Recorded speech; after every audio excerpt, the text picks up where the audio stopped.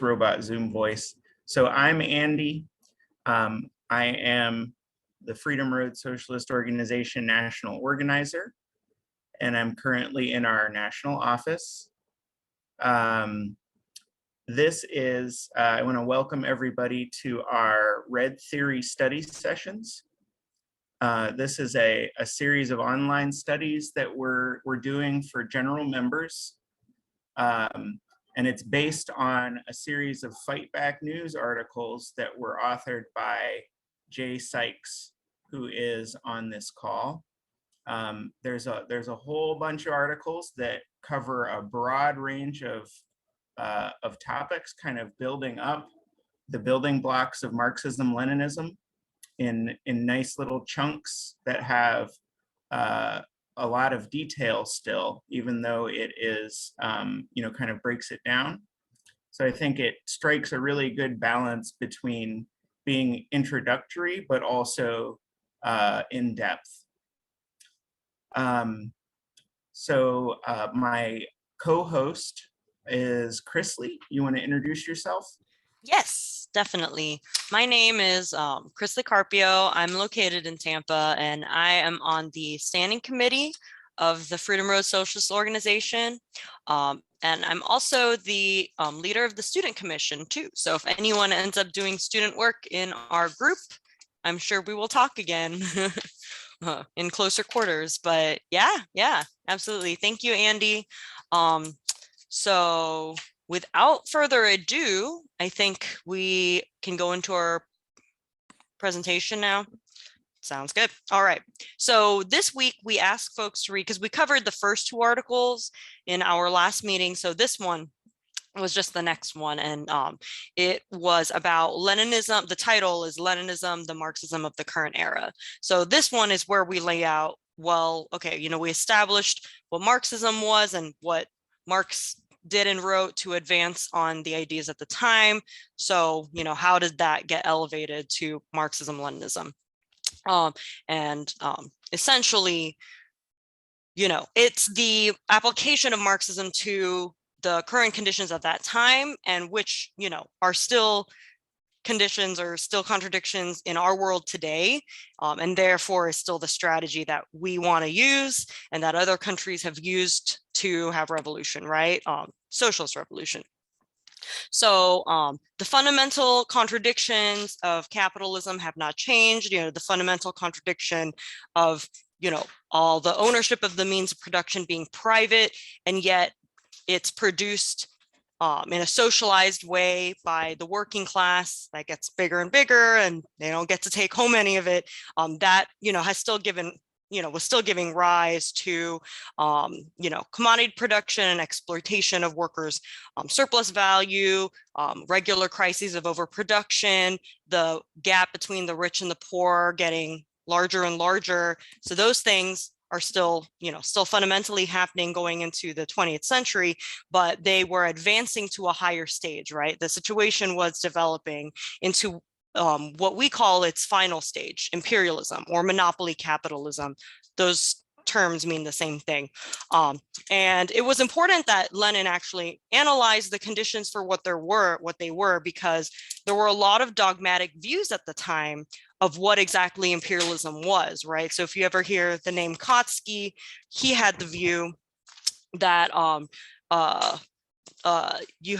it was just industrial capital taking over agrarian areas, which, that's not correct, because how would that explain then, like any of the world wars, right? You had the view that ultra imperialism meant the imperialists were all going to merge together to end war one day, because they kept just merging, right? That's also incorrect, and, devastatingly incorrect. Like, if you can't take a good line on the wars, you're going to betray the people. So it was actually, Lenin was kind of like on the forefront of coming up with this analysis, and it was due to not only the writers that came before him, but the fact that he and the Bolsheviks were actively partaking in the Russian Revolution. and needed this analysis because of their, the Russian Empire having, kind of like all these people that they were oppressing, and, kind of like this peasant population. So this analysis would actually become the basis of the strategy and tactics that they would use for the Russian Revolution. So it wasn't just analysis, it was, it was alive, right? It was alive and being used to get rid of the Tsar. And in doing so, the Bolsheviks established the first socialist state, the Soviet Union, from which a lot of people have learned a ton, and which we still learn from today.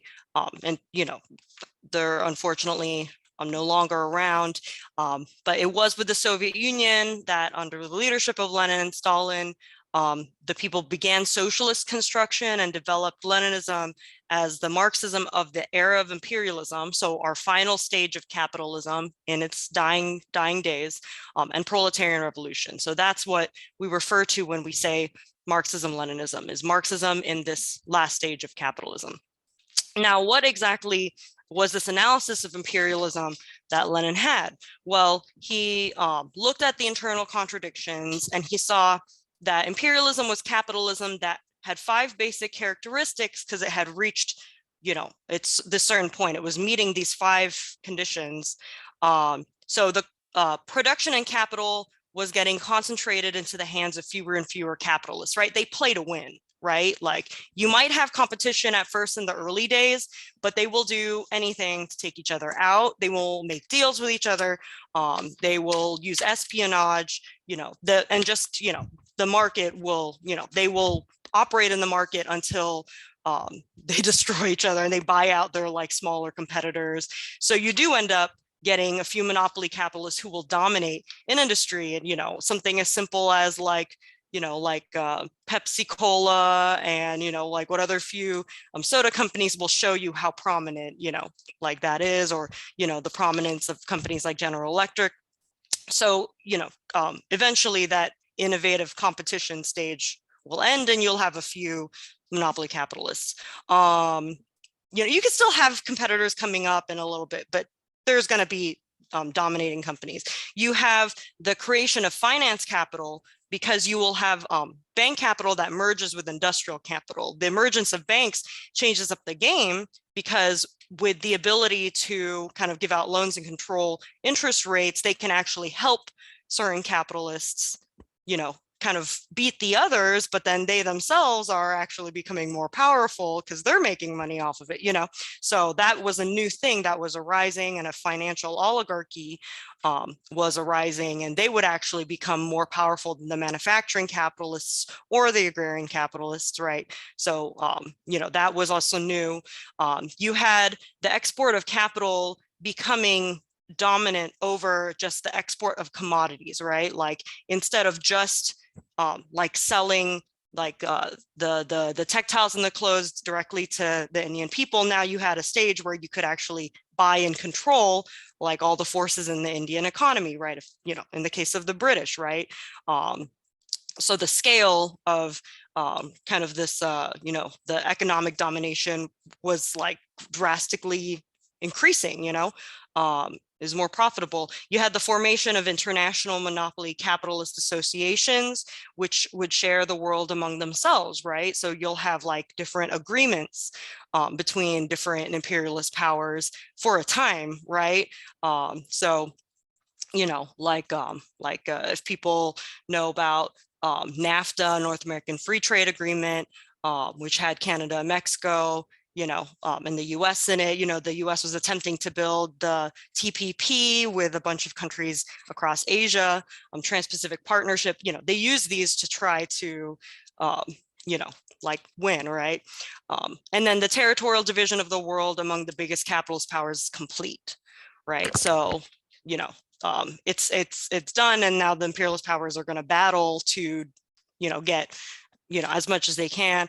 And the reason for that is they need to dominate these markets. They're making all this, like, they're making all these products, and they're, they have all these industries, but who's going to buy them? All the workers who have no money, whose wages keep going down, no, like eventually the sales will plateau, and they need more people to by them. And, they don't care that India needs to develop its own economy.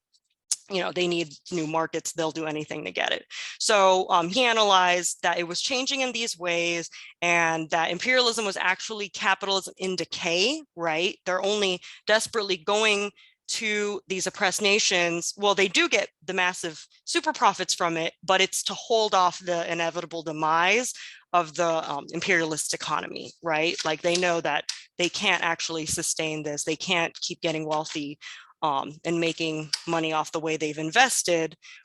It's got, and capitalism has its built-in crises. It's because, we're just going, the gap between the rich and the poor is just going to get wider and wider, and they, we're not, a disposable income is not going to increase, right? So, when we talk about the analysis of imperialism, Lenin kind of, those were kind of the 5 things he saw happening. Now, what are the implications? It means that capitalism was developing unevenly across different nations, and deliberately on the part of the imperialist powers, right, on the imperialist nations. So they were going to deliberately unevenly develop. They were going to they're going to develop at the expense of the rest of the world, right? And they will actually benefit from holding those other countries at a lower stage of economic development. So if there's a question of why India still has, like this kind of semi-feudal character, why the Philippines has a semi-feudal character, it's because the US benefits from the Philippines not developing their own economy to kick out the American economies, right? So Lenin actually, in seeing this, he gave central importance to the rights of nations to self-determination and national liberation as being a cornerstone of revolution and proletarian internationalism. This was actually where imperialism was going to be really weak, was with the oppressed peoples, and therefore there's a lot to fight, right?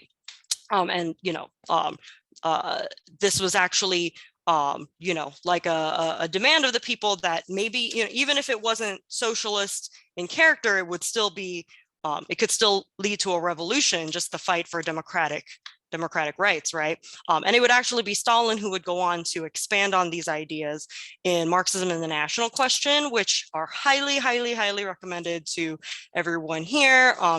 We actually read it with people we're recruiting as cadre as well, because it's, he actually like explains kind of more in depth kind of the nuances of what we call the national question, and it's really, really good.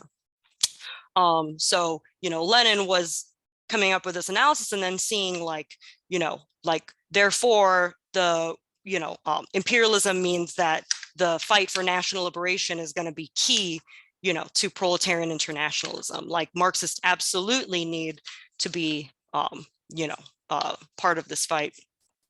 So Stalin looked at all of this, and then he identified 3 fundamental contradictions across the world in this new stage. So the contradiction between labor and capital, so the monopoly capitalists and the international working class, the contradiction between the imperialist countries among themselves, right, because they're trying to take each other out, and then between the imperialist countries and the oppressed nations. And then we actually,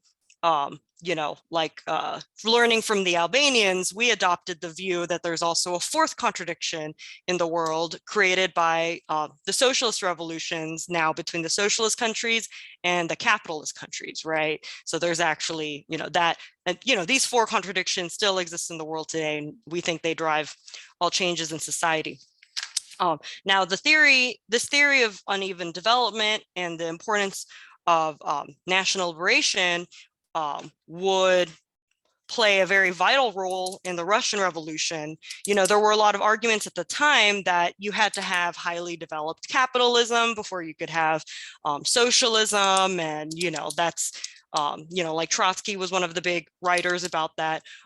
He called it permanent revolution. But Lenin actually argued that because the weak links in the capitalist chain would often be the oppressed nations, it was actually, they were very good candidates to have revolution first. And, he believed Russia was, a weak link, because even though it was an imperialist power, in all these imperialist wars, it was, definitely kind of one of the more backward of the, European powers. It had the population was still mostly peasants, right? Recently, serfs, right? And then you had kind of all these other groups in the Russian Empire, like Georgians and, different nationalities, right?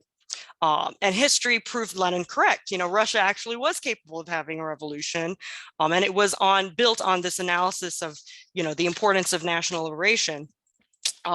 So, those are key concepts. And we in the United States know that there are oppressed nations here as well, so it's key for our own strategy that we want to unite those groups with the multinational working class. And that also, we still have these contradictions, and, the US is still battling these other countries abroad. So, what does that mean for what we should do? It informs kind of every step in our work.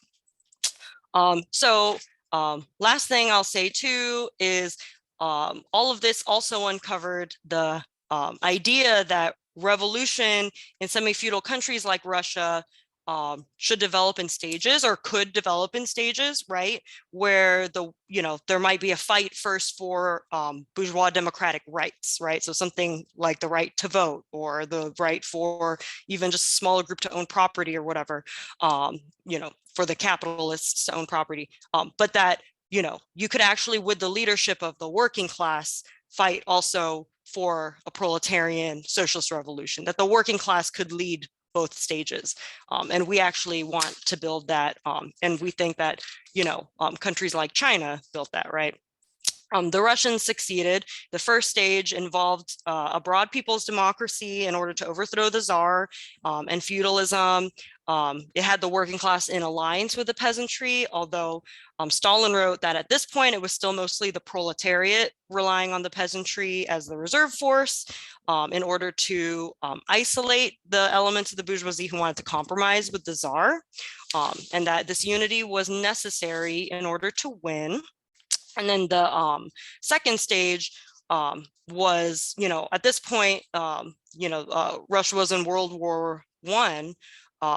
And so the demands were about getting people out of that war. And after the overthrow of the Tsar, you were able to actually get to the stage where you could overthrow imperialism, again, hinging on the alliance of the proletariat with the peasantry in order to defeat the bourgeoisie, expose the kind of new bourgeoisie, the former Mensheviks who joined up with the bourgeoisie, who were still keeping the people in World War I, and then keeping the petty bourgeoisie and the peasantry from going to the side of the imperialists, right? So that was, during both stages, the working class was in leadership because the Bolsheviks made sure of that, actively brought this theory to the working class. And that leadership was essential to win. So I just wanted to talk about those aspects of the contributions of Leninism. And with that, I'll turn it over to my co-host, Andy. Thanks, Chrisley. So another key contribution of Leninism, like we've said in the past section, that the working class, took leadership. It kind of brings up the question of how did the communists and the lead the working class to lead the whole masses of the people to carry out this revolution. And one of the key contributions of Leninism is the concept of the Vanguard Party. So Lenin laid the ideas for the concept of a Vanguard Party in his book, What is to be Done. He called it a party of a new type, because this was distinguished from a lot of the socialist parties at the time were more geared towards parliamentary, like getting elected into parliament and trying to pass legislation.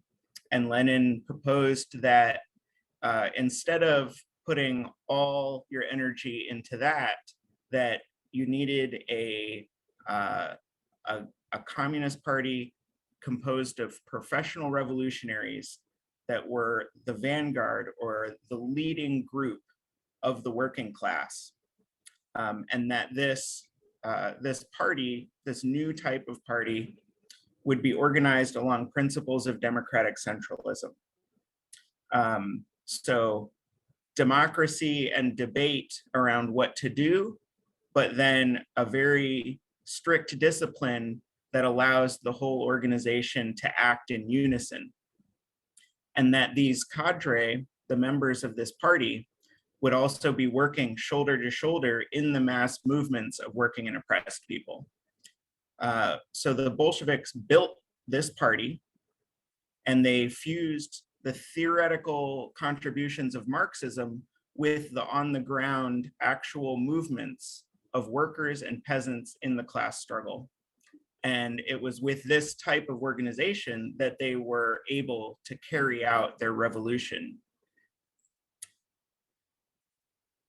So the next kind of the last important aspect of Leninism, or important contribution of Leninism to Marxism, that we'll talk about today, is the idea of the dictatorship of the proletariat.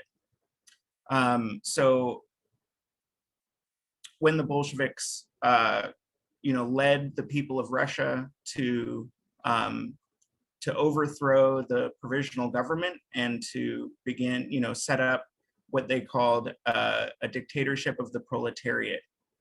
And they began to consolidate socialism in Russia, in one country.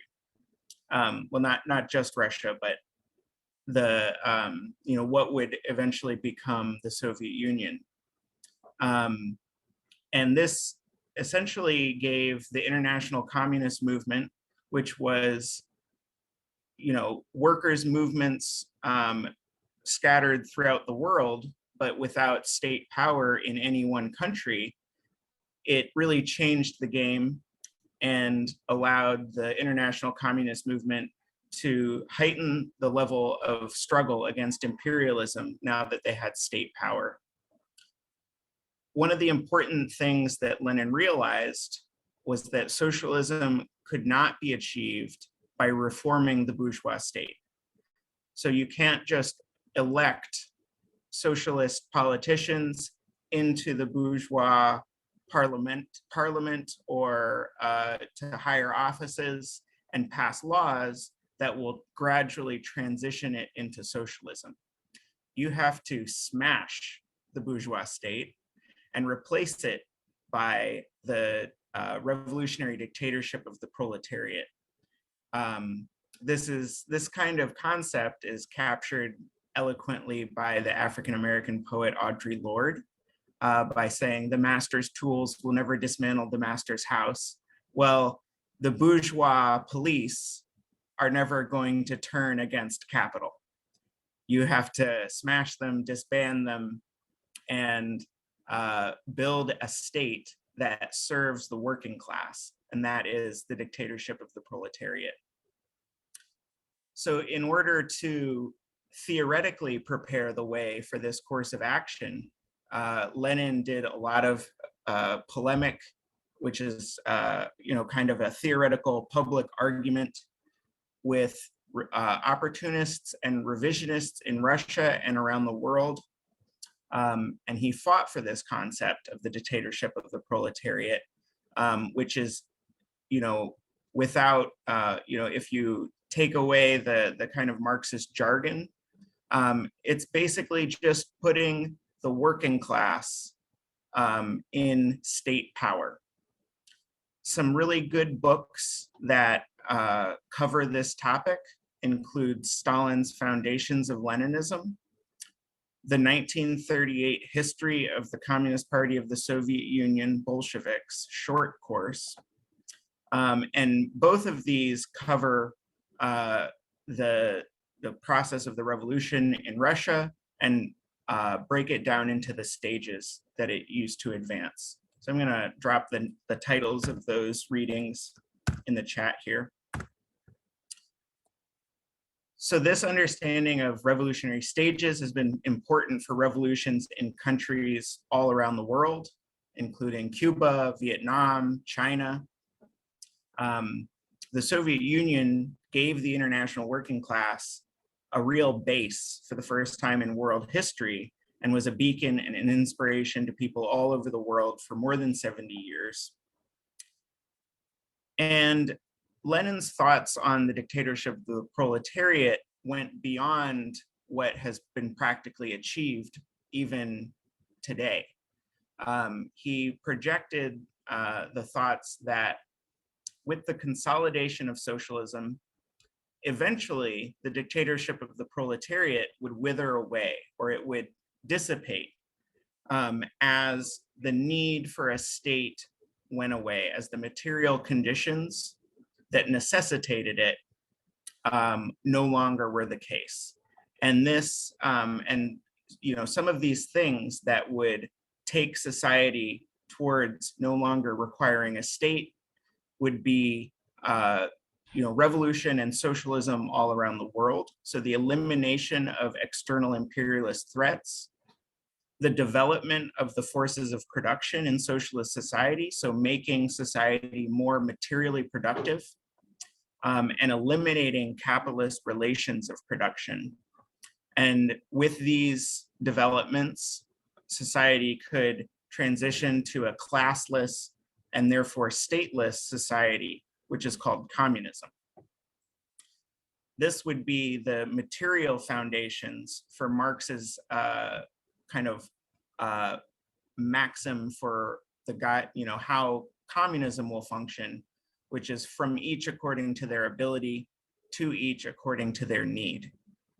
So I think it's important that Marxist-Leninists, we don't consider this an idealistic goal. It's not a utopia. It's a state of affairs that requires certain material conditions to exist. And we believe that Marxism-Leninism is the path to eventually get there. And the working class has a special role to play in achieving communism and leading the way towards communism through socialism, because it's the only class that has no material interest in the exploitation of others.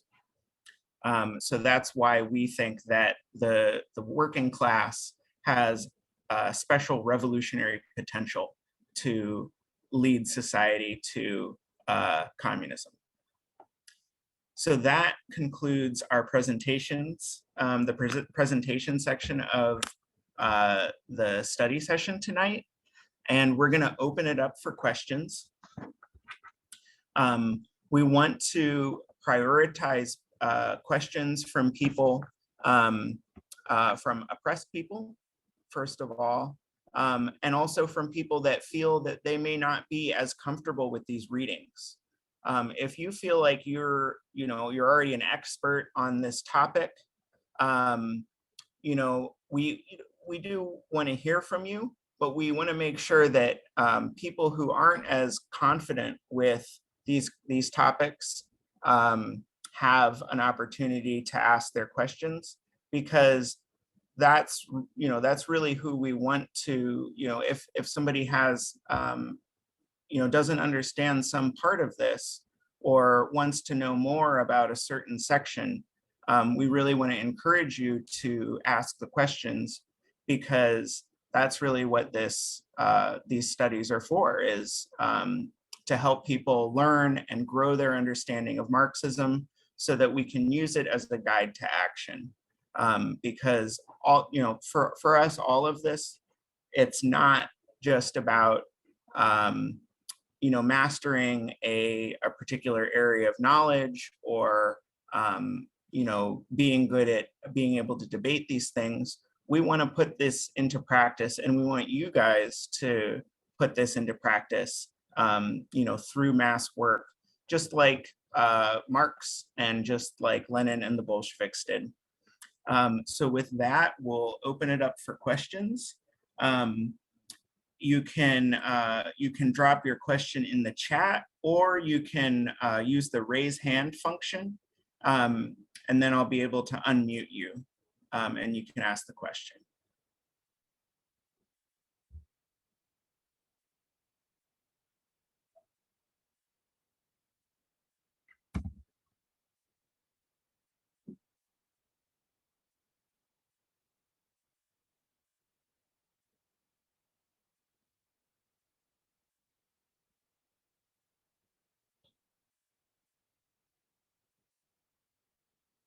Oh, yeah, you can, so if you want to send a question, you can just send it to the hosts, to me or Chrisley.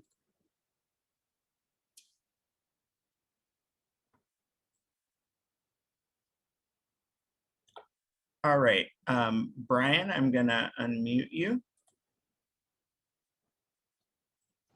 Can you hear me okay? Yeah. Okay, so it's kind of a two-part question.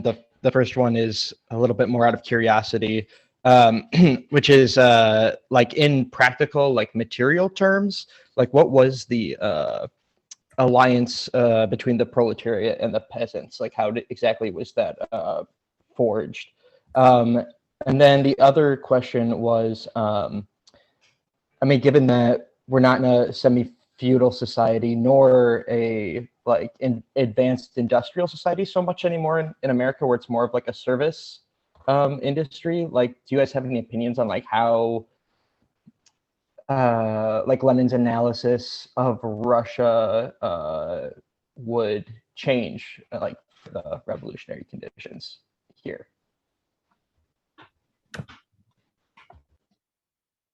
Okay. Thanks, Brian. You wanna take any of that, Andy, or you want me to take a stab at it? Or Yeah, go for it. There were two questions in that. Okay. So in the Russian Revolution, you know, you had the workers agitating in the cities, having, you know, kind of as the Bolsheviks got more and more successful, more and more strikes. But then you also had the peasants having like uprisings basically in the countryside, right? And there were a lot of idealist forces saying that Trotsky was one of them, but I'm sure there were others saying that the peasants had capitalist bourgeois demands, or capitalist bourgeois demands of land, right? So we don't need to pull them into the revolution of the movement, like it should just be workers only. It's essentially what he was saying, and Lenin said that wasn't correct for all the reasons we laid out tonight. And then as the Bolsheviks actually, you know, after the Bolsheviks and the Mensheviks split, then the Bolsheviks would actually organize not only the workers, but also, you know, try to organize the peasants and pull people into the party so that people all had the same goal, which was first getting rid of the Tsar, and then getting rid of the imperialists, right? So that was you know, that's an important part of kind of the, I guess, the way that the revolution came out. So it was that alliance of interest, but also going in practically to meet those peasants. Now, the second part of the question, well, I could keep going, but Andy, do you want to take a stab at it? I think I saw your hand go up. Yeah, I think so. The Bolsheviks recognized that you know, the vast majority of the population was still peasants, and so they correctly saw that, okay, if we're gonna have a real revolution that has the support of the masses, we definitely have to take the you know, the needs and demands of the peasants into account. And some of the revolutionary slogans that the Bolsheviks used was peace, land, and bread. And I think also the fact that so two of those, you know, one, so the demand for land, you know, is specifically a demand to win the support of the peasants and to articulate their desires. But also most of the soldiers, because they're most of the population, but also you know, most of the army, most of the conscripts into the army in World War I were peasants. A lot of, so some workers were conscripted, but mostly the Tsar and the Russian Empire wanted to preserve the little industrial capacity that they had. So most of the soldiers were drawn from the peasantry. So peace was also a popular demand among the peasant masses as well. So I'd say those are some ways that that there was concrete solidarity. But the Bolsheviks also knew that if the working class wasn't in the lead, the direction of society wasn't going to be a progressive one. Like if peasants, and peasant demands were kind of calling all the shots and the vision for society, you'd kind of end up with a pretty backwards, underdeveloped country. So there was an alliance between the workers and the peasants, but the working class was still in the lead. Yeah, absolutely. Thanks for that great detail, Andy. And then I wanted to also kind of speak to that second question you had about how do we apply this to the US today, even though it's got a lot of service industry. Well, the fundamental contradictions are, even if more, the imperialists send more manufacturing overseas because it's cheaper, you still have Wall Street, and they're still doing what they were doing at the time Lenin came up with all these ideas. In fact, you have Wall Street in the US. So that makes it even more important for us to kind of do all of this, right? And you actually you have uneven development within the United States as well, right? Like you'll have higher mortality rates, lower rates of having health insurance, poorer schools, more poverty within the oppressed nations, such as in Aslan in the Southwest, and then famously in the Black Belt South, right? For not only like African American people in the South, but also anyone living in the South, including like white people in the South, will have lower lower rates of health insurance than even African Americans living outside of the nation, right? So that's pretty interesting. And basically the point being that the uneven development exists within the U.S. and it affects everyone, brings everyone down, but disproportionately the oppressed nationalities. So even with more service industry, it doesn't really change the state of things. Yeah, and I would also say like the existence of service industry, a lot of service industry jobs, that doesn't change the fundamental exploitative relationship between the capitalist and the worker. They may not be manufacturing products, but they are still generating more. They're generating surplus value that goes to the profit of the capitalist, rather than seeing the full value that they're generating, even if you're in a service industry. And then Alex also pointed out that, and I think this is something that's very relevant for the modern conditions in the US, is that the kind of progress of capitalism constantly pushes the middle classes, like small owners, small business people, different types of professionals, we would say nowadays, kind of pushes them into the working class, into the proletariat. I mean, even high earning people in the middle class, like doctors and lawyers, technological and societal developments are increasingly proletarianizing them. Like pretty soon, there's going to be artificial intelligence software that can eliminate a lot of the law jobs. And all of a sudden, you're going to have quite a few lawyers that are finding less lucrative jobs. And this is going to grow the ranks of the proletariat. And that's just one small instance. This is happening all over the place. So we've got a couple of hands, and then we have a question in the chat that came in from Tom. Tom says, so why do the socialist revolutions always expand the state and its structures after seizing power? I thought the goal was to make the state wither away. Chrisley, do you want to talk about that, or shall I take that? I can talk about it. So you have, the dictatorship of the proletariat is about not only the working class taking state power, but it's to put down the former ruling class, right? It's to put down the bourgeoisie. And while, so to understand this, you have to understand that there will still be a bourgeoisie. There will definitely be elements that, are, like leave the country, meet other ends, as what would happen in a war, kind of no longer be as much of an issue, but you will actually still have, that same threat where you have to repress those forces. If you have other imperialist powers in the world still, they will be looking for opportunities to try to grow a counter revolution in that country that had the revolution, right?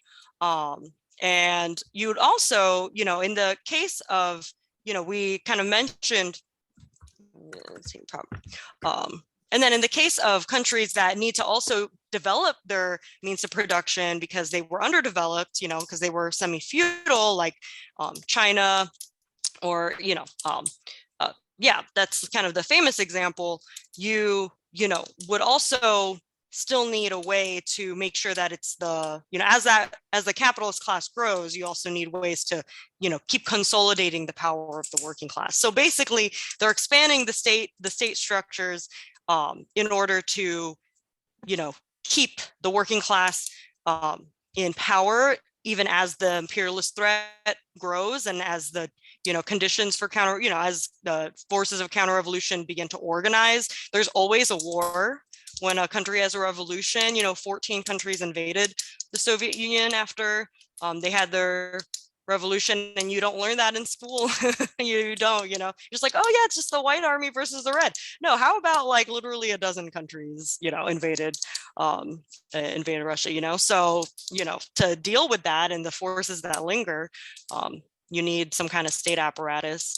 And it's, China still has a dictatorship of the proletariat because they did that after Tiananmen Square when the forces of counter-revolution failed, right? And then the state realized they had to expand, they phrase it as a, enforce and expand law and governance, right? But we know who that law and governance is for, so. And Josh wanted to speak to this question as well. So I'm going to unmute you, Josh. Or Jay, sorry. Josh is good. The only point that I wanted to add to that, like you guys said most of it, is that and if you want to read ahead, there's a later article about superstructure and the base that goes into it some. But the main thing is that, like, we're also talking about developing productive forces and planning an economy. So those are like planning the economy and putting it into a people-oriented mode is a tremendous organizational task. So there's not just the aspect that is of the state having to be an instrument of one class oppressing another, but also of it being an organizational body. So it actually has to organize socialist production, socialist distribution, and socialist planning. So, and that'll continue. And in a way, that organizational function will continue even when there is no state. Like you'll have to set up, like a communist society won't be without organization. It'll just be one without oppression. Thank you. All right, I've got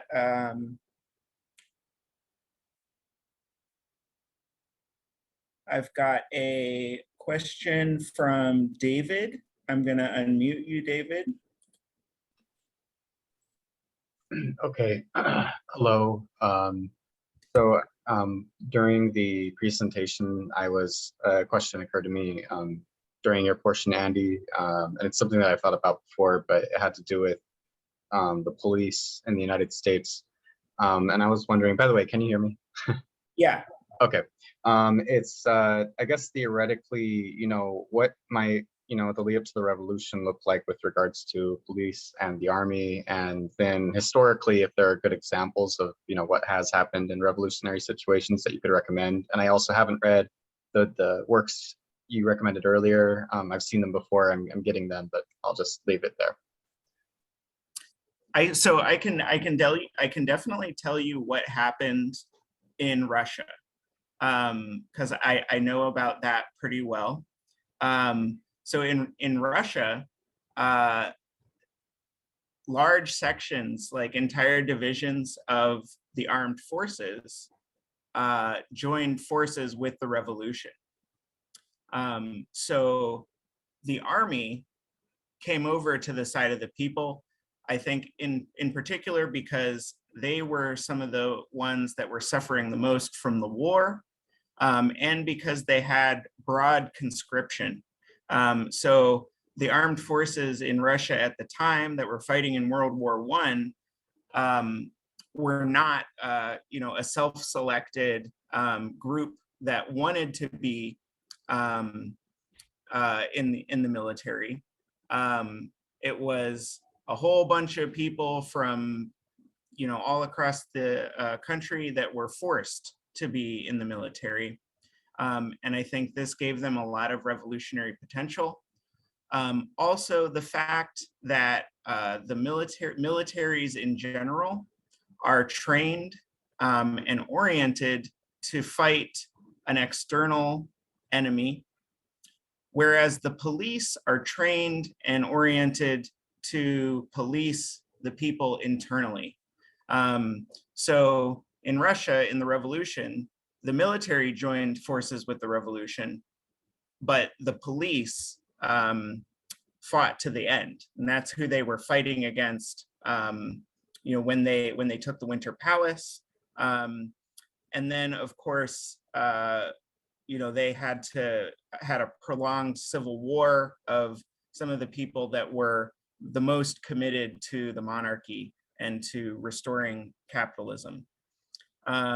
So I think, who can say how things will go down in the United States? We don't have a draft, and the ideological orientation of the armed forces is skewed to the right. But past revolutionary experience shows that it is possible to win over some of the armed forces to the side of revolution, and that it's much less likely with the police just because of their function. Chrisley, did you have anything to add? Yeah, just a small thing. So in countries that have kind of like kind of stronger revolutionary movements than we have in the US right now, they do get forces from the military that defect, and they do get forces from the police that defect. Right. So, and then some they keep in there, like, okay, you stay in there, that you play a role from in there. And then, some, and then it's actually good when they defect a lot of the times, because especially for the military, because they'll bring skills, right, that are kind of hard to come by. So that's something that other movements kind of see. And I think that we definitely, because if the forces are not on our side, they'll be on the other side. We want to break up kind of those forces as much as we can. And you're right that there's no draft. The military does recruit quite often, though, from kind of like poorer communities, right? Like I went to a pretty poor school and they made everyone take the ASVAB. And then they called everyone afterwards if you scored in a certain way.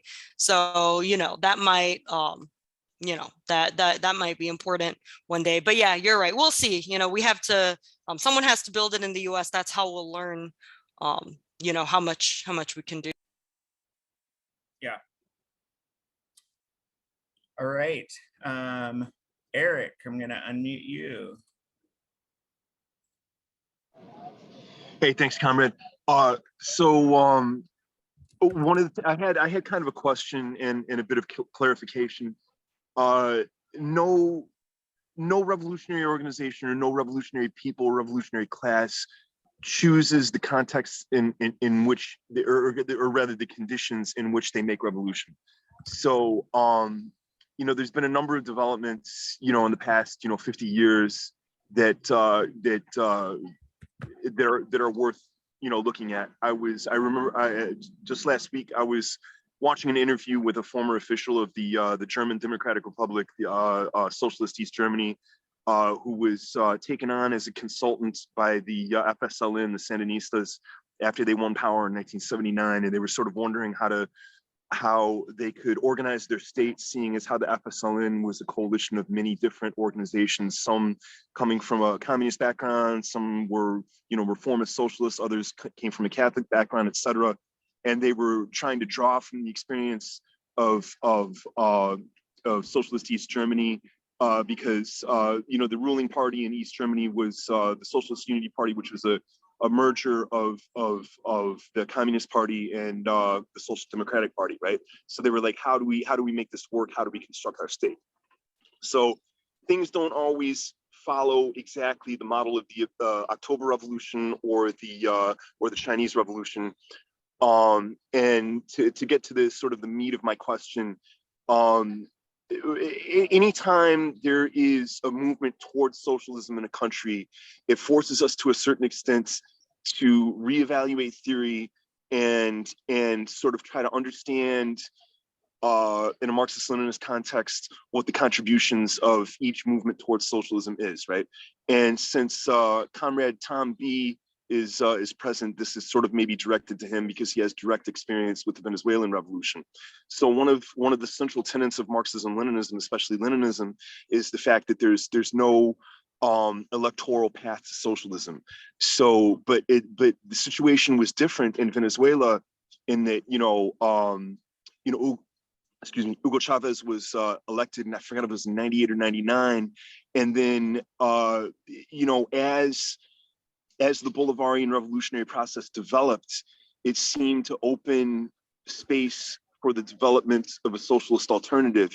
And in the Bolivarian revolution, they have utilized the electoral lever to open up space to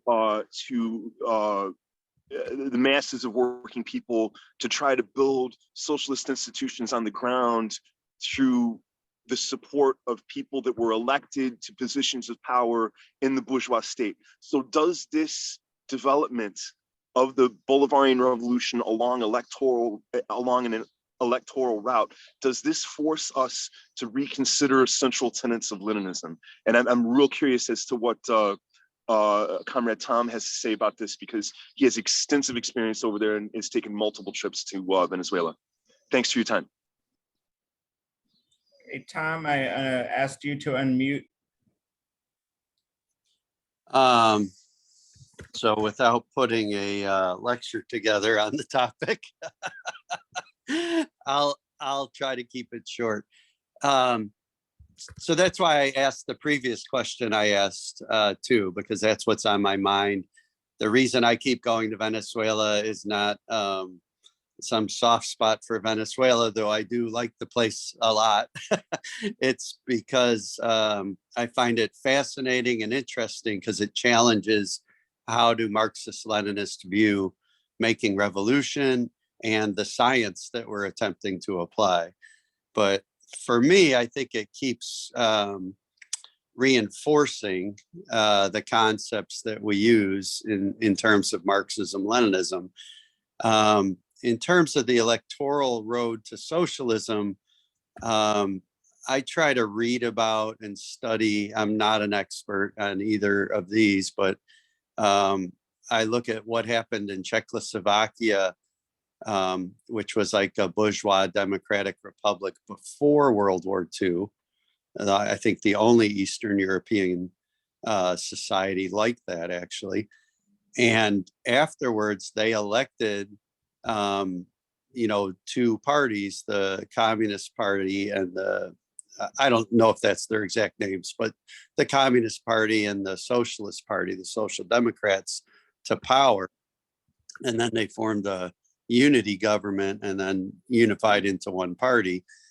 So I think that's an example where the use of the electoral system and if you want to say the electoral road is a precursor to what's happening in Venezuela.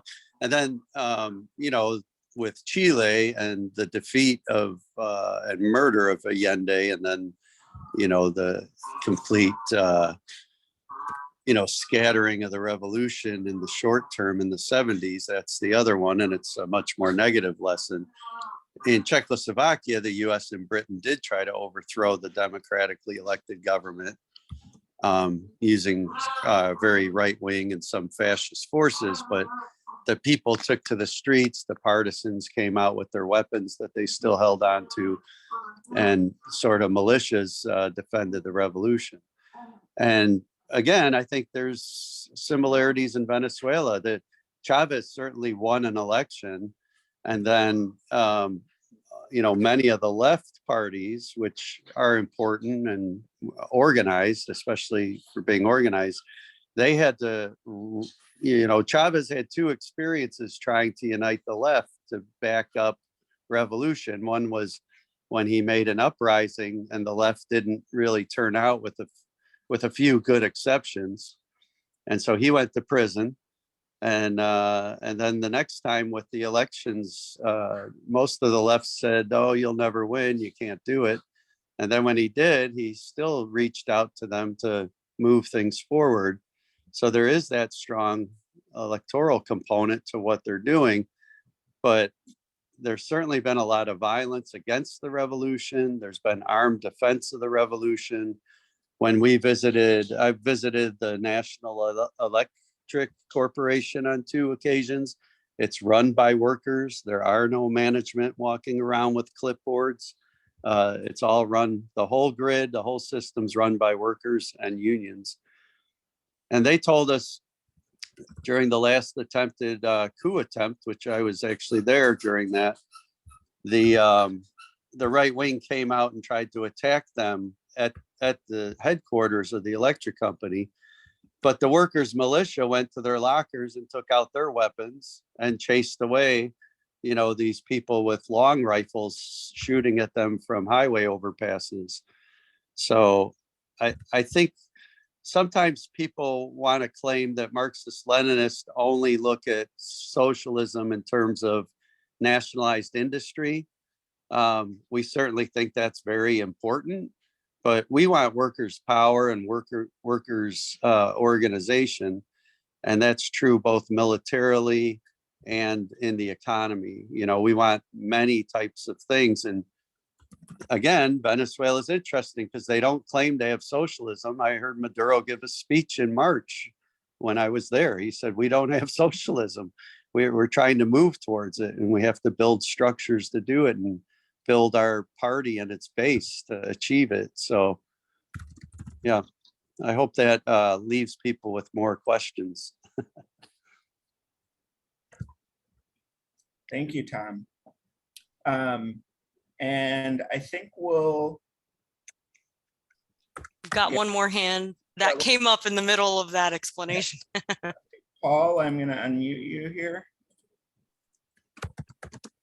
Yeah, I did want to add to the first question where we were talking about the alliance between the proletarians and the peasants within the Russian Revolution.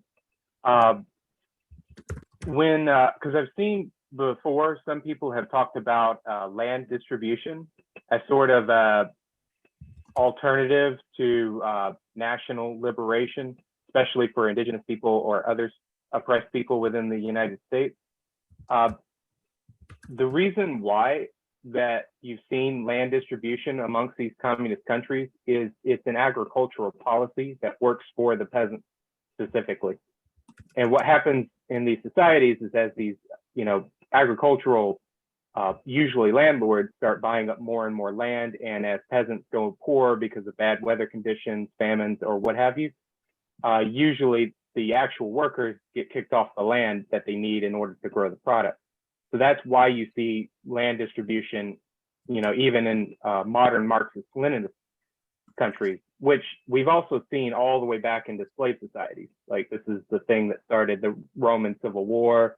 I know there was at least a few examples in Chinese history well before the fall of the Qing Empire. It's important to understand that land redistribution is not a alternative to national liberation, especially for the oppressed people that live within the United States. Thank you.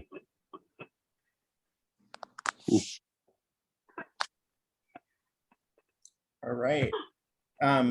Do we have any other questions that folks wanted to ask? And it's 100% fine if it's, you don't know exactly how to ask the question, or if it doesn't use a lot of Marxist language or terminology. We want, we want to make these concepts accessible to people. So if there's something you just didn't understand in the presentation, we encourage you to ask. Tom, go ahead. Oh, thank you. So I just want to understand the last person who spoke. Their point is that you can't really have effective land redistribution, or what people today are calling the land back movement, without the revolution. Is that the gist of what you're saying? No, sir. What I'm saying is I've seen people argue against land back by arguing for land redistribution. And what I'm saying is that they're not the same. So, for instance, land back would be for indigenous communities to take back, land that belongs to them, either through the treaties or, whatever their particular purpose is, because sometimes land back can mean different things to different specifically different indigenous communities. Land redistribution, however, is mostly just an agricultural policy to ensure that the people who are working the land actually own land that they can work on. This is because in older societies, they don't really have like farm workers. That's a thing that really developed in capitalism. So they needed to have access to land in order to actually produce on that land. I.e., they're entirely separate. Land back and land redistribution are two very different things.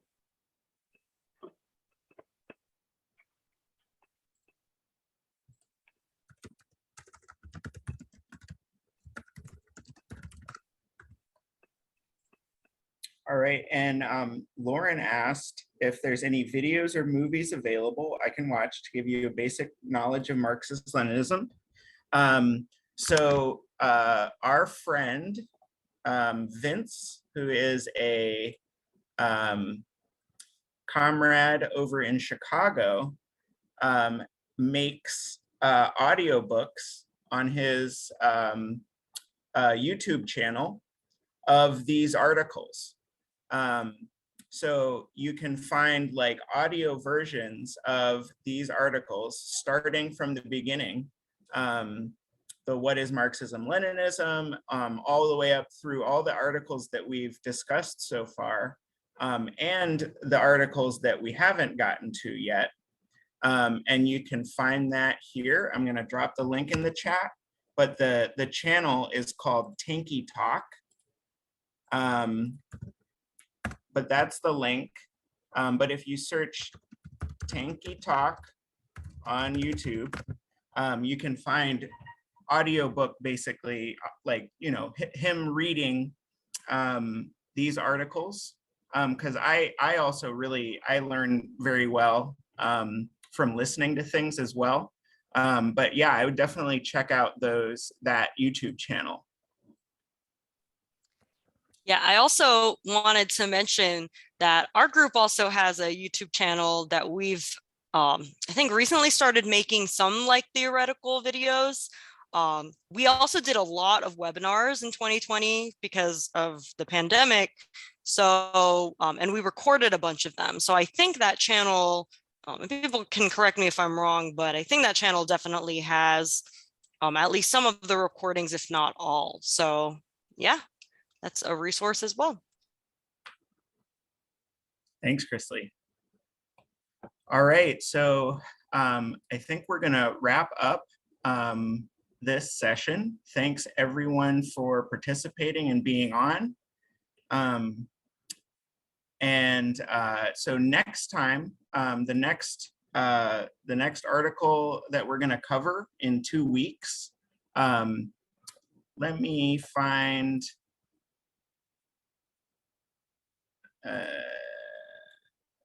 okay, I'm gonna drop the link. But so the next one that we're doing is how we learn theory and practice. And so this is gonna be about the what we call the Marxist theory of knowledge. Like how do people learn things? How do we learn things? How do we know theory is correct? And this is gonna be a very important kind of prerequisite study to a concept and an approach to organizing that our organization takes very seriously, called the mass line. So we're kind of getting into you know, a really practical, you know, I think the next 2 studies are going to be, you know, they're things that we use in our activism and in our mass work on a daily basis, really. So I'm very excited for those, and I hope you all come back and join us. Okay, asked about Animal Farm, which does make Lenin and Stalin. No, thanks. Welcome. Yeah, so there's absolutely a ton of capitalist propaganda about Lenin and Stalin. It's almost like the more successful you are at building socialism, the more evil of a person you are, the capitalists make you out to be. So Chrisley or Josh or Tom, do you have like a, you know, kind of a concise thing to point someone in the direction of? Chrisley, go ahead.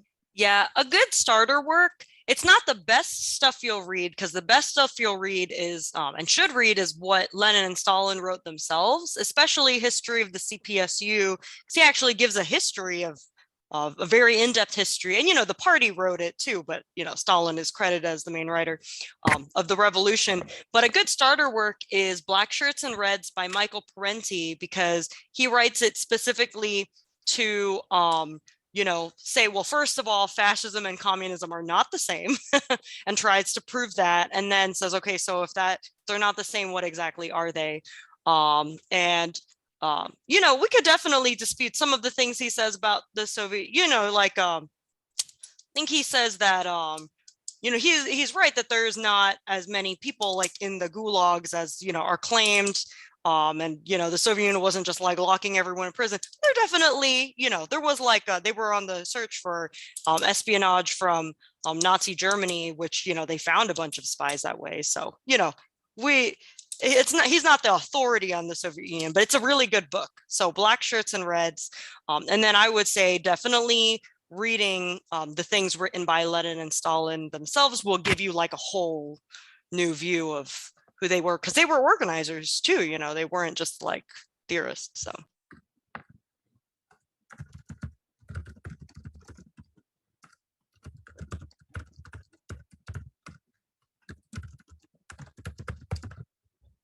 Yeah, great. Thank you very much. All right. So I think we're going to wrap up. Thank you, everybody. Yeah, so Lauren, I've written these things down, and I'll work on a like a resource guide, like further reading, and send that out to folks. All right. Take care, everybody.